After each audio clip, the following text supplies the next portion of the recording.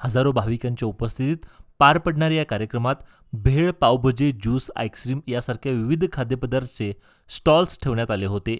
या ठिकाणी paper plates, cup, plastic, चमचे व बाटल्यांचा मोठ्या प्रमाणावर वापर झाला आणि खाल्ल्यानंतर मोठा कचरा मैदानावरच टाकण्यात आला होता।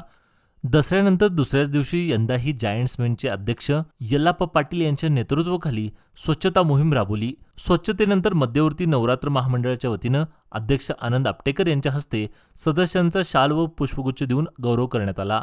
यावेळी उपाध्यक्ष लक्ष्मण शिंदे, सचिव मुकुंद महागावकर, खजिनदार मधु बेळगावकर यांच्यासह संस्थेचे माजी अध्यक्ष मोहन कारेकर, मदन बामणे, अजित कोकणे व अनेक पदाधिकारी उपस्थित होते। या कार्यक्रमात सर्व पदाधिकाऱ्यांनी नागरिकांचा व स्टॉलधारकांचा स्वच्छतेकडे दुर्लक्ष असल्याबद्दल तीव्र नाराजी व्यक्त केली।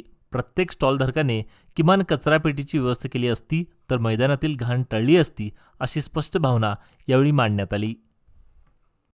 Giants group of Belgaum men ही गेली कित्येक वर्ष ह्या विद्यानिकेतनच्या ग्राउंडवर दसऱ्याच्या निमित्ताने इथं जो कचरा पडलेला असतोय त्या ठिकाणी आम्ही जायंट्स ग्रुपचे जवळपास 40-50 मेंबर येऊन हे सगळं स्वच्छता राबवून क्लीन करतो। त्याशिवाय याच्यानंतर या ज्या ठिकाणी सीमोल्लंघन होतं आहे त्या ठिकाणी लोकांनी स्वच्छता ठेवावी, येथे आपल्या आपल्या कॅरीबॅग घेऊन ते आपल्या आपल्या घरी घेऊन जाऊन डस्टबिनमध्ये टाकावं ही एक विनंती करतो। जय हिंद, जय जायंट्स। बेळगामतर्फे आम्ही दरवर्षी स्वच्छता मोहीम राबवतो।